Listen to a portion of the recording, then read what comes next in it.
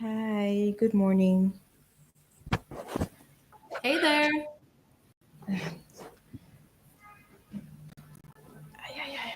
Sorry, I'm trying to make sure you can hear me clearly, right? I can, yeah. Okay, all right. We're going to start very shortly. Amazing. Thanks for arranging all this. This is the first time I've been on this platform, so it's pretty cool. Uh, well, this is my second time using it, so Oh, it's fairly new to me too. let's see how it goes. Yes, let's see how it goes. Welcome, welcome. So we're just going to wait, have like a couple of minutes, and then we'll pick it up. Perfect. Yeah.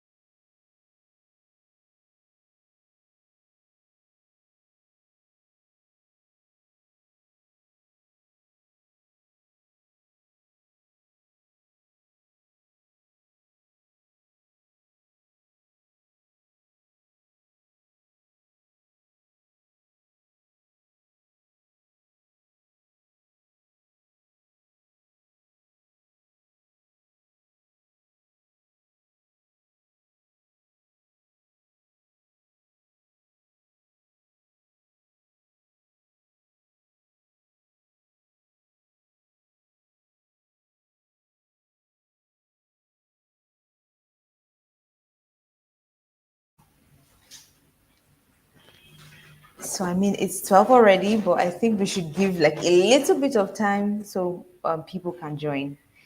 I trust your judgment.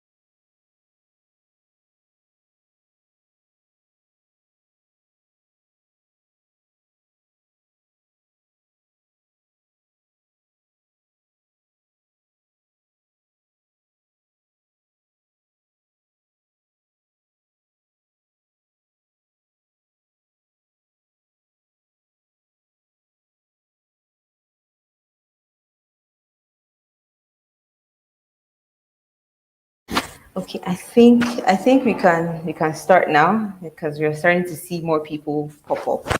So hi everyone, good morning. Thank you for joining us on our live session today.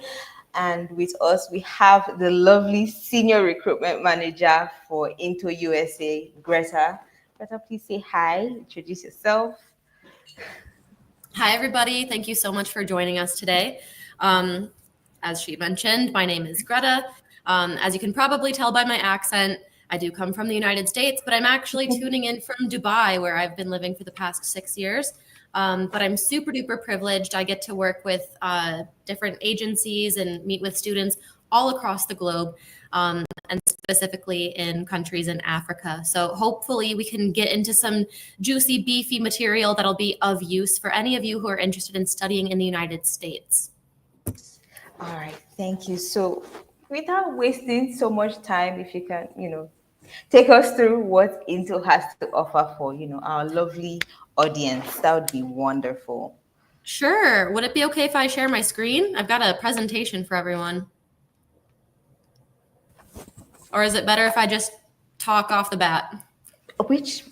Whatever is most comfortable for you. If you feel like you'd want to show a presentation, I'm sure our audience would be more than happy to, see what you prepared for us. Since you prepared something, please go ahead and, share it. Sure. Let me see if technology agrees with me today. Because sometimes it does not. You're not alone. Share. Okay.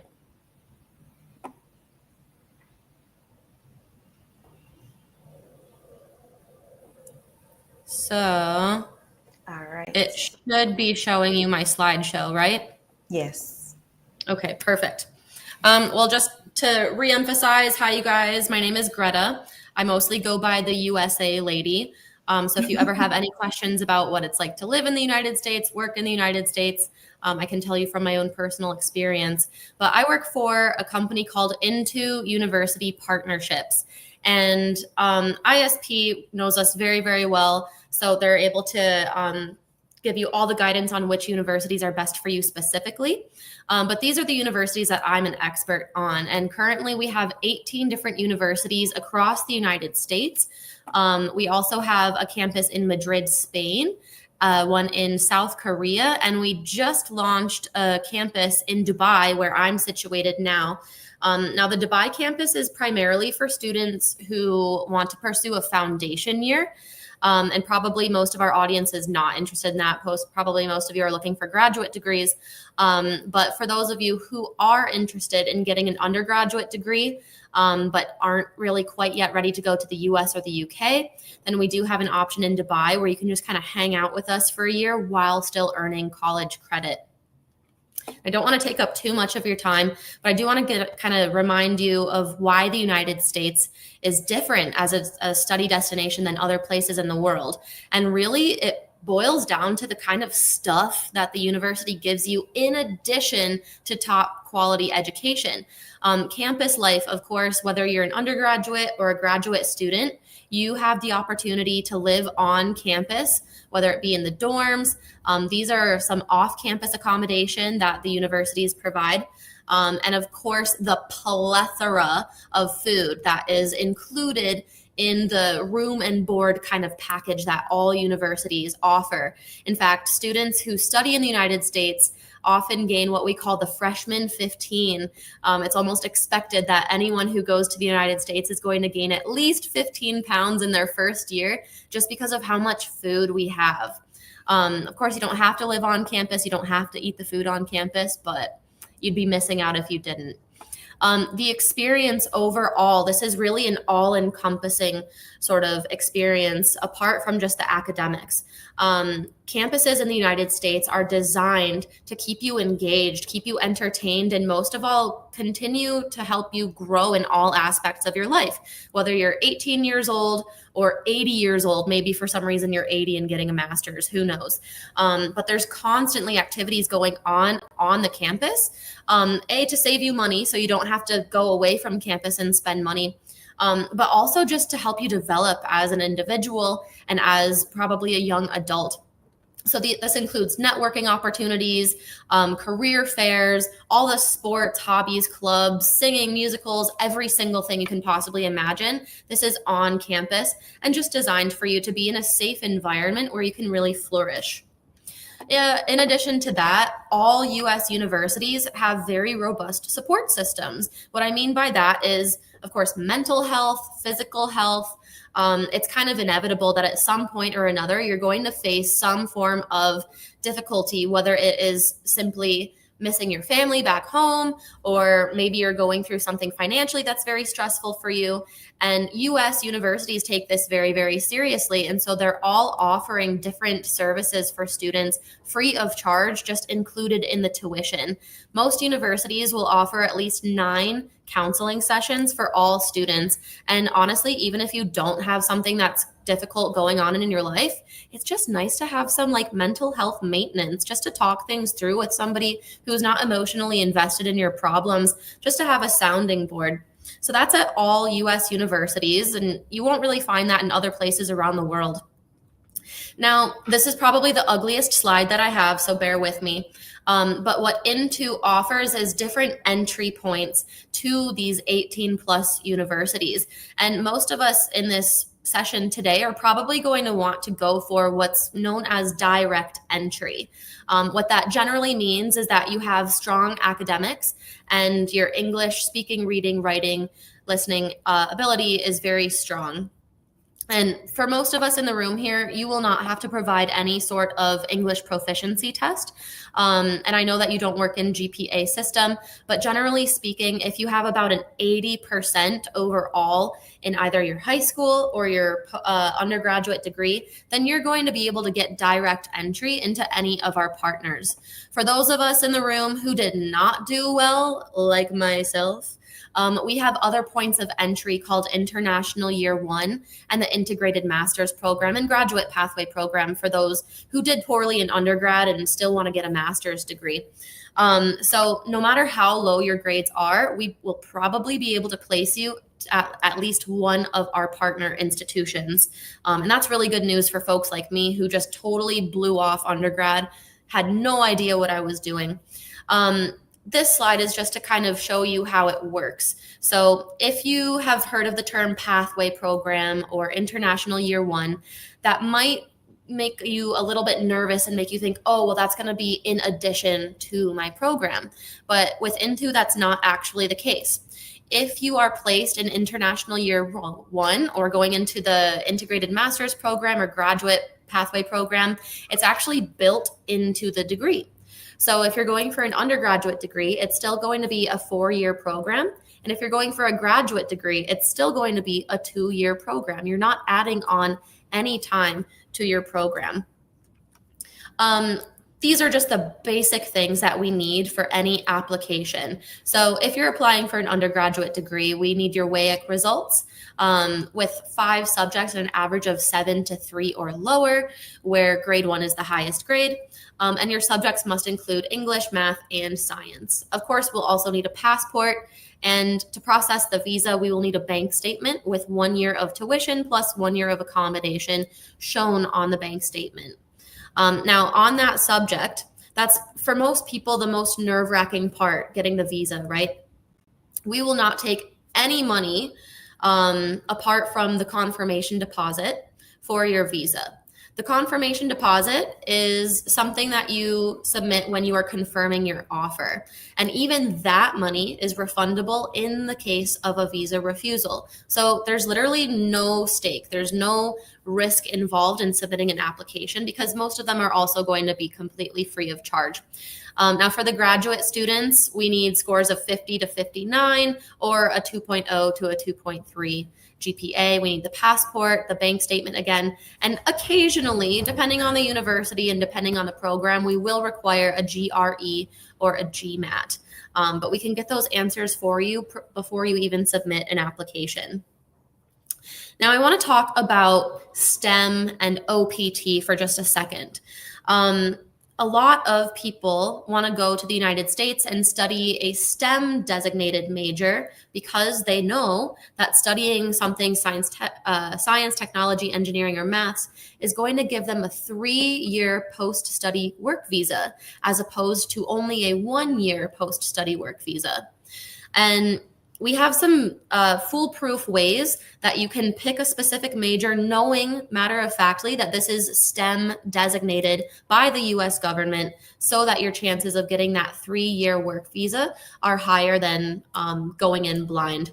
And this is just a short example of the many STEM designated majors that we offer at some of our different institutions. Of course, fees. One of the biggest and most common questions that I get about studying in America is how much is it going to cost? Well, we're talking about West Coast to East Coast and everything in between. So there's really a very broad range, but fortunately your counselor is going to be able to help you narrow down which universities are within your price range. I usually start by asking what major would you like to study? And then we have a smaller list of universities that offer that major. And then from there we go with the universities that are within your budget. But a very short answer to the big question is tuition can range from $0 all the way up to $80,000 per year. It really just depends on where you're going and what entry point you are going, whether it's direct entry or the pathway program. I will say direct entry does tend to be a little bit cheaper than your international year one or your graduate pathway program. But it also comes with different scholarships, which is the next thing that I want to talk about. To be completely frank with you all, scholarships are not necessarily guaranteed, and none of them are full ride scholarships, with the exception of one university, which I will talk about at the end of the presentation. But the scholarships are dependent upon, again, your mode of entry. So if you have submitted a direct entry application, then the scholarship parameters we understand. However, we cannot give you any level of certainty how much scholarship you will actually receive from the university. And most of these scholarships are usually small, ranging from $500 to maybe $39,000, depending on the university. But almost no scholarships will go above 50% of what the basic tuition rate is. For the international year one and graduate pathway applications, we do have some control over those scholarships. Again, they're going to be quite marginal, somewhere between $500 and maybe $7,000, depending on the university. And it will just be for that one semester or 1 year of the pathway program that you are taking. The direct entry scholarships are primarily going to be merit-based, versus the pathway scholarships are going to be from Into directly. So if it wasn't automatically given to you, then we can request a scholarship for you. So those are your scholarship options. This is something that's very, very exciting. The PASS program, it stands for Pre-Arrival Success Services. And this is designed simply to give you the highest possible chance of getting the visa approved. And since we implemented this, our visa success rates have skyrocketed. Of course, we have no control over what the US embassies are doing in each country. But once you do get a visa appointment, then our PASS team is going to train you on how to maximize your potential for success in that visa interview. So the PASS program, you can enroll in once you have received your offer letter and your I-20 from the university. And you'll be able to attend webinars for basic information, but the most useful part of this is going to be your one-on-one virtual visa practice session with the PASS team. And that's where you're going to be able to actually hear real questions, give real answers, and get feedback on your responses so that you feel more prepared for your visa interview. Let's talk a little bit about what we can do in terms of jobs once you get to the United States. Now, we do have some universities which are actually giving guaranteed ready-made jobs for you before you even reach the university. Now, as you may or may not know, students, international students studying in the United States are not allowed to work off campus, but you are allowed to work on campus for up to 20 hours per week. So it's really beneficial to have a guaranteed job on campus ready for you once you reach there. And the University of Alabama at Birmingham and Oregon State University are two of our partners that will actually give you a job prior to you even reaching campus. Now, to be completely honest with you, these are not going to be very glamorous jobs. These are just basic, like campus maintenance, cafeteria, barista, library, teacher assistant, these types of jobs that are going to earn you around $15 per hour. But that does give you the opportunity to earn over $20,000 per year on campus. And the best part is that the hours work around your class schedule. So it doesn't interrupt your studies whatsoever. Another mention here, Hofstra University in New York. They have incredible co-op opportunities built into the academic programs. So those are other opportunities that the universities give you to earn money while you're still a student. And while it's on my mind, one thing that I need to tell you guys to prepare for when you're going to the United States is before you graduate, you will all have the opportunity to redeem something called CPT. This is basically up to 1 year of opportunity where you can actually work off campus. You can get a full-time internship. You can get a full-time job for up to 1 year while you're still a student, as long as what you are doing is pertaining to the degree that you are studying.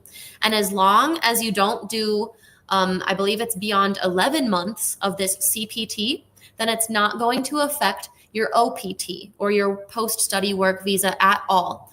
So hypothetically, you could actually get up to 4 years of working in the United States if you play your cards right. All you have to do is plan it out, let your academic advisors know about it, and they'll make sure that you are compliant within the US laws. I have a lot of information regarding some specific partners that I just wanted to highlight to you guys. I've taken up so much time, so I'll try to be quick with this and then pass it on to the next speaker. But I brought some universities with me that have really strong programs and really affordable tuition rates as well. The University of Alabama at Birmingham is one of my top choices for any student who is interested in the health sciences. They have one of the best nursing schools in the nation, as well as an incredible public health sciences program for the master's programs. And the tuition here is really quite reasonable. Let's skip to the direct entry here. For undergraduate, it's about $31,500 with scholarships up to $7,500. And for the graduate side, the tuition is under $25,000 per year. Generally speaking, you guys, for graduate programs, direct entry specifically, there are not really going to be any scholarship opportunities, but sometimes the specific college, which in this case, if you're studying a master's in public health, it would be the College of Public Health. Sometimes they do have a little bit of money to give to specific students. Because of where this is located in the United States, the cost of living is very low. So it's really only around $15,000 per year. That would be inclusive of a roof over your head and unlimited food. The next university that I want to talk about is called St. Louis University. And this also happens to have a campus in Madrid, Spain. So if it's more convenient for you to study just north of you, really, then you do have the option to do so there. The only caveat is that if you want to work in the United States, you will have to graduate in the United States. But they do have some 2+2 degree options, but not so much for the master's programs.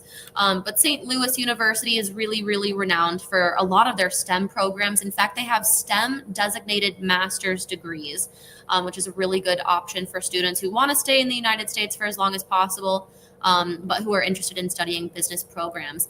Now, as a private institution, the tuition fees are pretty high for undergrad, but the scholarships are very, very generous. And the same goes for your direct entry graduate programs, with tuition just, again, a little bit over $25,000.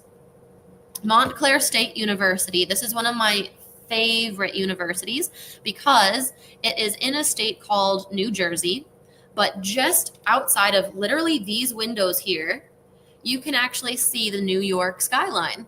So you get the benefit of New Jersey cost of living with the opportunities of the big city. You hop on a train and boom, you're there in 30 minutes or less. Now, the cost of tuition here is only $17,000, $17,892 there for your graduate tuition. Cost of living, again, it is the East Coast, so it's a little bit higher than, say, Alabama, but you're still looking at around $18,000 per year to live on campus with all the food you can imagine. It's a very, very, very good opportunity, and probably the one that I would pursue if I were an international student. Just a bit more of your time. We've got Southern Illinois University, one of our newer partners here. This is, of course, in Southern Illinois, as it implies, and they have something called the High Achiever Tuition, both for undergrad and grad. And what this does is it takes students who have, let's say, a 3.2 GPA or above, or who did exceptionally well on the SAT, which is not compulsory for an application. But if you did well on the SAT for an undergrad, or you just have a strong GPA for grad, then you are actually going to be given the in-state tuition. So that is the tuition that an Illinois resident would pay, somebody who's been paying taxes to the state of Illinois. And that is just shy of $13,000 per year. Plus the cost of living is about the same number. It's about $13,000 per year, which makes it a very, very affordable option. And finally, we have Texas State University, another one of our newer partners here. Texas State is a massive university. Every single major under the sun you can imagine is offered here. They have two campuses. One is just for the nursing students, and the other one has pretty much every other major here. But Texas State is the other university that is offering that High Achiever Award, which brings the tuition down to $12,000 per year for undergrad and $9,000 per year for grad students. Now, I mentioned at the beginning that one of our partners does have a full ride scholarship. And that would be this university here, Texas State University, for the undergraduate students only. The way that works is if you are a student with very strong grades and you have done very well on the SAT, so anything above a 1250, then you could actually get additional scholarships on top of that in-state rate. And we have actually seen at least one student now who applied to Texas State, and they got the maximum scholarship possible, and they paid nothing in tuition, and they only had to pay for the cost of living, which was around $12,200 per year on campus, which again is a very, very affordable rate. So like I'm trying to say here, we've got lots of different options for you. Your counselor can help kind of pick out which university is going to be best for you based on the major that you want, based on your goals, based on where you want to be in the United States, in terms of proximity to opportunities, Fortune 500 companies. We've got all the scholarship information for you, tuition information, and ISP, they're really the experts on all of this. So if you have any questions, I'm available. ISP is here for you. And I'll hand it over to the next speaker. Thank you so much. That was so good. Thank you so much for, showing us all of the wonderful institutions that you do have under your belt. Some really, really good ones, especially the last. I know a lot of people will be very much interested in that.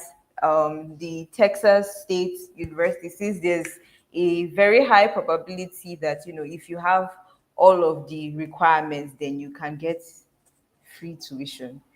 I'm sure a lot of people would want to try their best to, try and get that opportunity. So we do have a couple of questions, even though you did answer some of them, but, just to run over and, maybe give further clarifications on some of the things that are running through our potential students, what's running through their minds. Yeah. So first question you did mention that WIEC is acceptable, but for those people who don't quite reach the requirements for using WIEC, what English proficiency tests would you suggest that they should take? if you have any that you would like to recommend, which ones do you think would be the best options to go for? Sure. Well, if you are applying from Nigeria, you will not require an English proficiency test in most cases. Okay. If you are an outlier, then we are very, very flexible. We accept everything from IELTS, TOEFL, Duolingo, Pearson PTE. It's all accepted for our US applications. Okay. All right. So, um, I know that for some of the universities, some of them require GRE, some require GMAT. Um, do any of them specifically require maybe SATs or ACTs? Like, is it a That's an amazing requirement? question. Yeah, and then if it's not a requirement, would you actually advise people to write it if it would increase their chances of maybe getting a scholarship or stuff like that? I love this question. It's something I'm really passionate about, actually, because I love free money. If you are applying for an undergraduate degree, most universities will not require an SAT or an ACT score. The reason for that is because it is a very antiquated, outdated assessment. Um, However, there are some institutions that are still considering those scores for additional scholarships. Not all universities, but some like Texas State, University of Oklahoma, Hofstra University, Long Island University. There are lots of universities out there that are still considering those SAT scores for additional scholarship. Now, usually the starting point for the score is around 1250. That's usually where they start to look at the SAT as a positive instead of a negative. So if you are looking for scholarships, then taking the SAT is definitely something that I would encourage you to do. Okay, all right. Thank you so much because I know that again, Nigerians would like an opportunity to get scholarship because I mean, Oh, me too. anyway. Okay, all right. So another questions that we got was for financial aid. Is that something that's available for Nigerian students, like aside from the scholarship? Well, generally speaking, no. Usually, financial aid is only for American citizens. Um, Usually, what I suggest is that students get a loan in their home country because I don't think that it's possible or it is very, very difficult to get a loan or financial aid in the United States. Mm-hmm. So Okay. unfortunately, that is usually the hardest part for students is just Mm-hmm. having those finances squared away. Okay. All right. So, I mean, okay. Now we are entering into the questions that are more on the immigration side of things. And so, given the current administration that we have in the US, have you noticed maybe an increase in the delay when it comes to visa decisions and maybe increase in rejections for Nigerian students? Because most of the students that do come to meet us are a little bit on the fence if they should Mhm. proceed to the US because of, I mean, what's currently going on with the administration. So if you can shed some insights on Of if course, yeah. if the fears are valid and what they can do to overcome this particular fear, that would be very helpful. Yeah, that is a very valid question. And on behalf of all of America, I'm sorry. None of us likes what's going on right now, especially us in higher education recruitment. Unfortunately, this last intake, so we were recruiting for basically now students who are supposed to start now, we had the most visa rejections. But it was more so also the fact that students weren't able to get visa interviews because the current administration decided to close off all visa interviews to reshape their criteria for what is required to get the visa.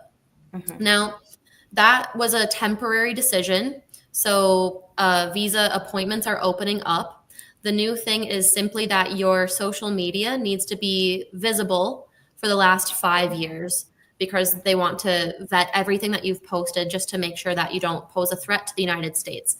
Unfortunately, Nigeria is still the number one country in terms of visa rejections. And I couldn't tell you why. I don't work in the government. That's just kind of a thing that we have to deal with. Fortunately for us, we are able to issue refunds for students who were able to get visa interviews. So if you pay anything and you still get the visa refusal, then you get paid back everything apart from what you have to pay the US Embassy. So there's not really much that we can be done. I can assure you that America still does want you. Universities definitely want you. You won't have any trouble with getting an offer letter itself. But the visa thing is really kind of out of our hands. And generally, I say for Nigerians, you have a 50-50 shot. So you've got to take it. If it's something that you want, you've got to take it. You might lose $550. But worst case scenario, you get one refusal, and we can always defer your offer to the next intake, and we just keep trying until there's no more trying left. So I know it's kind of a want kind of subject, but you have our support, you have ISP support, and you also have PASS support. So we all want you to win. I was going to ask that because you did mention PASS while you were doing your presentation. So, I mean, with PASS, hopefully, now that things are starting to, open up, I'm hopeful that the visa chances would be much better. Yes, we all are super hopeful. It would be such a bummer if you were a well-intending student and there was just like a small formality, like you filled out something incorrectly. So that's why we have services like PASS, just to make sure that everything is in order, so that there's not going to be any reason for a visa refusal apart from just that guy in that window didn't like you that day. Unfortunately, something that happens, that is the story that a lot of Nigerian students have told, that the person would just look at you and just like, well, unfortunately. Yeah. Well, and I'm sure I shouldn't say this, but I have a theory that there is also a quota. And so my rule of thumb is always the earlier, the better. Like as early as possible.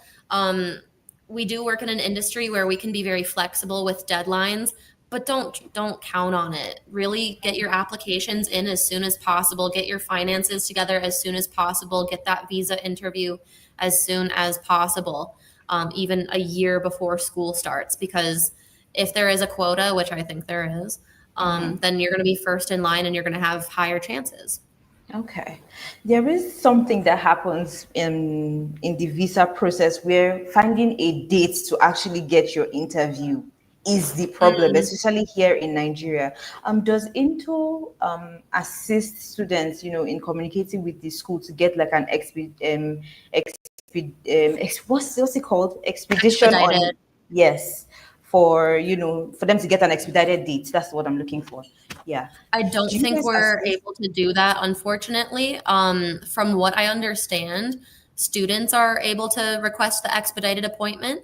Okay. And they're just like, hey, school is starting next week, and I have the I-20, and requesting it that way. I'm not the expert on the visas, unfortunately, but once students reach that point, then they're automatically enrolled in our PASS services. So they have the experts helping them with that. Okay, that's wonderful. Let's see, because there's still a couple more questions. Sure. So, okay, right. I mean, you did say some of your institutions already have work opportunities available for international students that are coming on board. But when it comes to internship after graduation, maybe someone wants to do an internship instead, or getting job placements, does Into assist in any way? At that point, Into is kind of no longer responsible for you because Okay.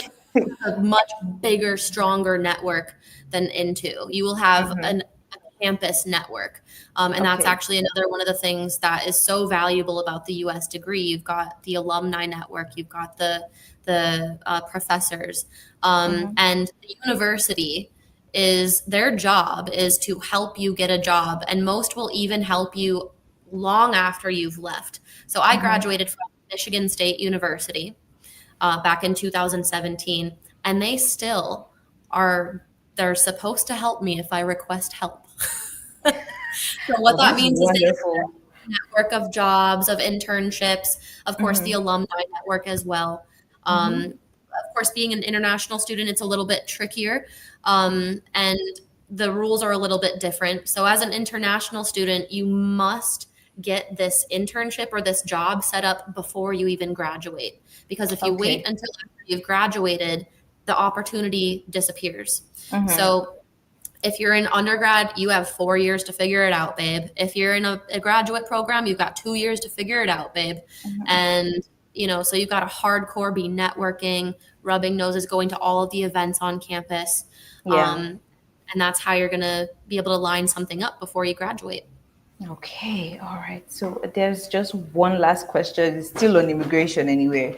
So, because again, immigration. The question is, if there are changes to the immigration policy while the students are, in school, will the school be able to provide support for the students while these changes are taking place? Because I mean, you never can tell. Yeah, that's a very thoughtful question I've not given any thought to. Thanks for bringing that one up. The answer is I simply don't know.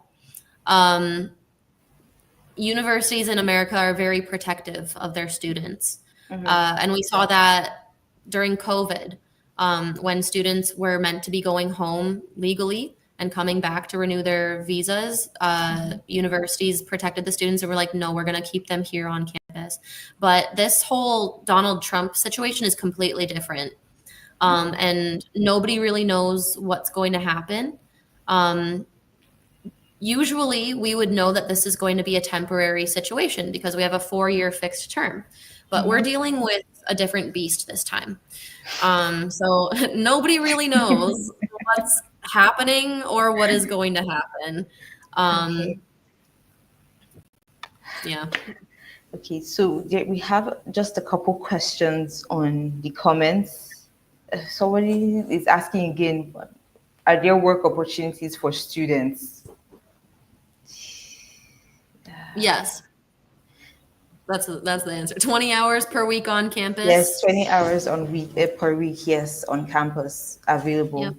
And if you stay during the summer, you can actually work up to 40 hours per week on campus. So that's full time basically. Yep. Oh, okay. That's wonderful. Yeah. Chidera is asking, beyond academics, are there opportunities to prepare students for internships, employability, and career opportunities after graduation? Okay. So preparing them so that they're ready for afterwards. Yes, absolutely.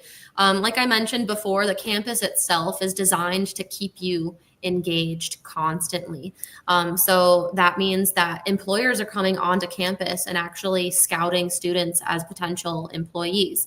There are workshops going on constantly so that you can get expert advice on your CV, actual practice on interviews. Everything is available to you.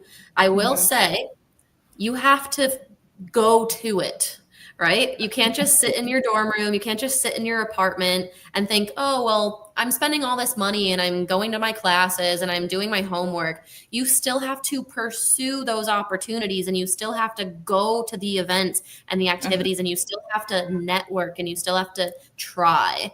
And I say this with so much passion because I did not do any of those things. Okay, I went to university. I'm a university student. And I just partied and I went to class and I worked and that's it. And I ended up graduating exactly the same as I did when I was in high school, which was a barista. So, like imagine that, having a degree in political science and working at a coffee shop. So I did not utilize all the things that were on campus. And that's why I really want you to do what I did not do. Yeah. That's wise advice, sage advice. Okay, we have one more question from Abdul Salam. He says, please clarify. You said something on CPT and OPT. Yes. So the clarification, OPT is a thing that most people are familiar with. It stands for optional practicum training, something like that. And that is your post-study work visa, for lack of a better term. That comes in your two sizes. If you study something that is STEM designated or science, technology, engineering, math, you get 3 years of OPT. But if you study ballet or underwater basket weaving or fun things that are not STEM designated, you get 1 year of the post-study work visa. Now, Okay. going backwards to CPT is what you can redeem while you're still a student. So in that 4-year journey or in that 2-year journey, that is where you are going to want to go to the career services office on campus. Be like, hello, I would like to redeem my CPT. Because why? People who do internships while they are a student are a lot more likely to get a job placement after they graduate, right? And if you redeem this CPT, then you no longer are stuck to working 20 hours per week on campus. You can work off campus for 40 hours per week if you want to, and you can get some really good experience under your belt. And what I mentioned before about the timing of things is you are allowed to do CPT for up to 1 year, but as long as you do it for less than 1 year, then it's not going to affect your OPT. So if you Okay. do CPT for 1 year, then suddenly the government is like, oh, this person just did something for a whole year. We have to take that out of their post-study work visa. So as long as it stays under a year, you can get all that time. I don't even think this is information that a lot of students have No, when it yeah, comes to studying in the I US. learned it in this job. It's not just floating around there. That's actually very wonderful because I can guarantee you that a lot of people only know about OPT. They know nothing about CPT. So Hmm. this is a wonderful opportunity. One Thank really, you so really much. wonderful opportunity. Thank you so much for bringing light because I mean you learn every day. So thank you so much. I'm Um, pleased to be here. Thank you. all right. I don't think there's any more questions in the comments. I don't know if anybody has any more additional questions, please drop it because we will be rounding up. Thank you so much, Greta. This was so much fun. Oh, I agree. I loved being with you. Thank you guys so much for your time and energy. Thank you so much. This was so much fun. I really enjoyed myself.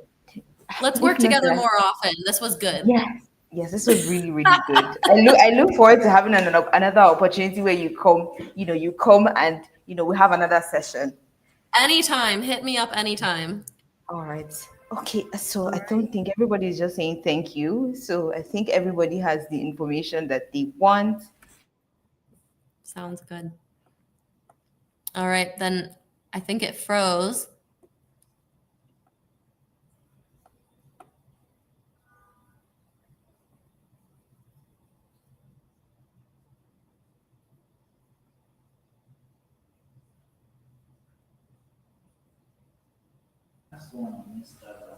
Okay, sorry, the network just literally went out for a split second.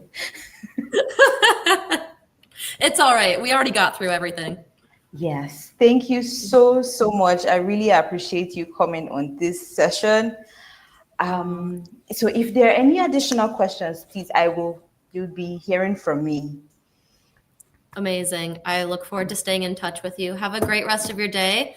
And you And too. bye, you guys. Mwah. Thank you so much for your time. Bye. Bye. Bye, everyone.